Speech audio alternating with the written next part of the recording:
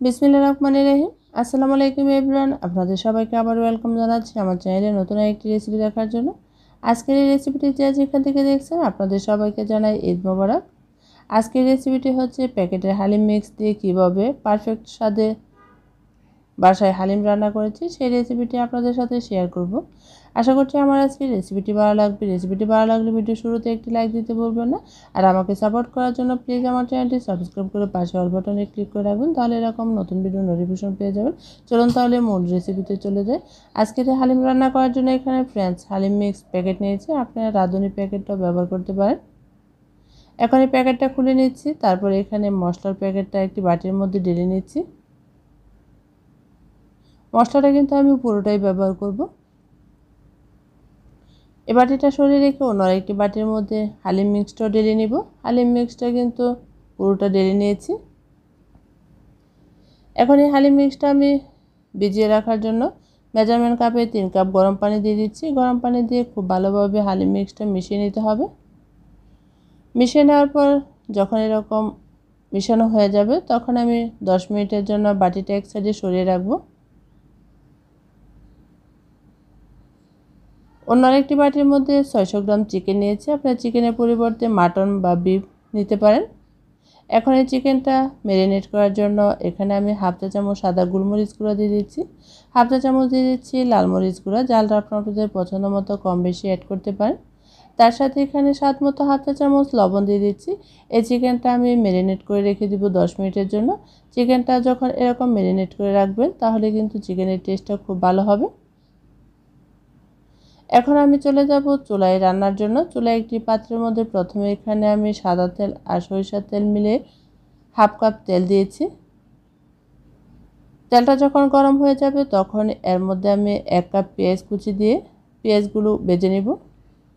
পেঁয়াজগুলো যখন ভাজতে ভাজতে বেরেস্তা হয়ে যাবে তখন এই টিস্যুর মধ্যে উঠিয়ে নিব। এখন পেঁয়াজ বেরেস্তাটা উঠিয়ে নেওয়ার পর একই তেলের মধ্যে আমি 1/3 কাপ পেঁয়াজ কুচি দিয়ে দিচ্ছি। এই পেঁয়াজগুলো আমি ব্রাউন কালার করে ভেজে নিব। পেঁয়াজগুলো যখন ব্রাউন কালার হয়ে যাবে তখন এর মধ্যে 1 টেবিল চামচ রসুন বাটা, 1 টেবিল চামচ আদা বাটা দিয়ে দিচ্ছি। এখন এই আদা রসুনটা আমি 1 মিনিটের মতো ভেজে নিব কাঁচা গন্ধটা দূর করার জন্য। আদা রসুনটা ভাজা হয়ে যাওয়ার পর এর মধ্যে সামান্য পরিমাণ পানি অ্যাড করে দিচ্ছি। তারপর এখানে আমি 1 চা চামচ জিরার গুঁড়া দিয়ে দিচ্ছি, হাফ চা চামচ ধনিয়ার গুঁড়া দিয়ে দিচ্ছি। এখন এই মশলাটা আমি কষিয়ে নিব। মশলাটা যখন ভালোভাবে কষানো হয়ে যাবে তখন এর মধ্যে আমি ম্যারিনেট করা চিকেনগুলো দিয়ে দিব। চিকেনটা দেওয়ার পর নেড়েচেড়ে এই চিকেনটা আমি 4 থেকে 5 মিনিটের মতো কষিয়ে নিব। আর চিকেনের মধ্যে কিন্তু আমি কোনো রকম পানি ব্যবহার করব না। চিকেন থেকে যে পানিটা বের হবে তা দিয়ে কিন্তু চিকেনটা কষিয়ে নিব।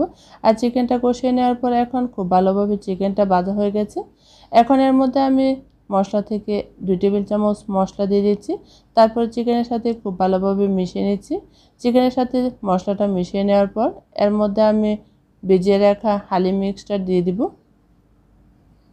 হালিম মিক্সটা দেওয়ার পর হালিম মিক্সটাও কিন্তু 2 থেকে 3 মিনিটের মতো কষিয়ে নিতে হবে, না হলে কিন্তু ডালের কাঁচা গন্ধটা থেকে যাবে।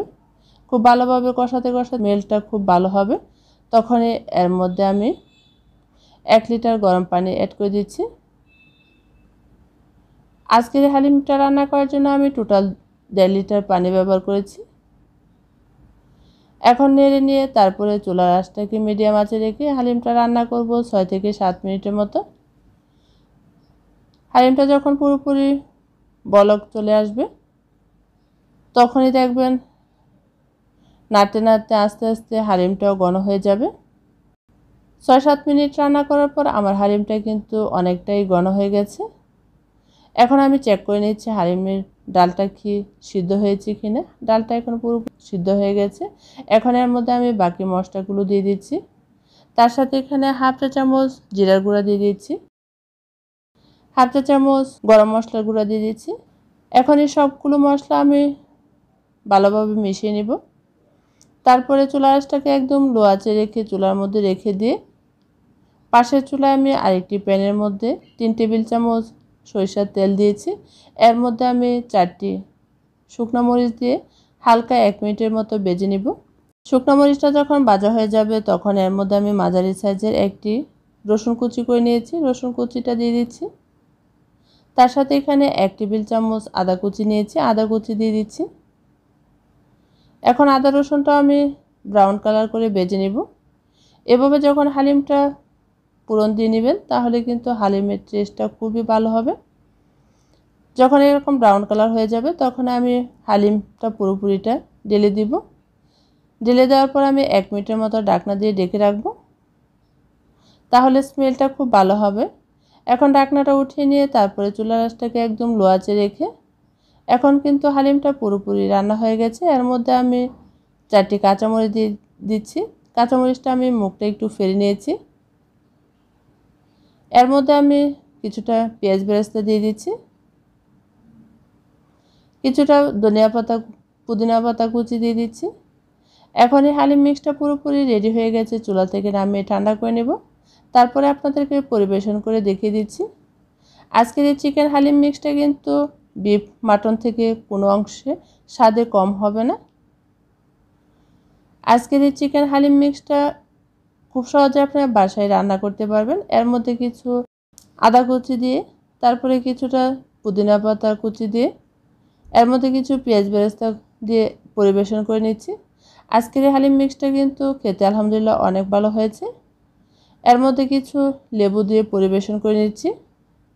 খুব সহজে কিন্তু আপনারা বাসায় এই হালিম মিক্সটা রান্না করতে পারেন।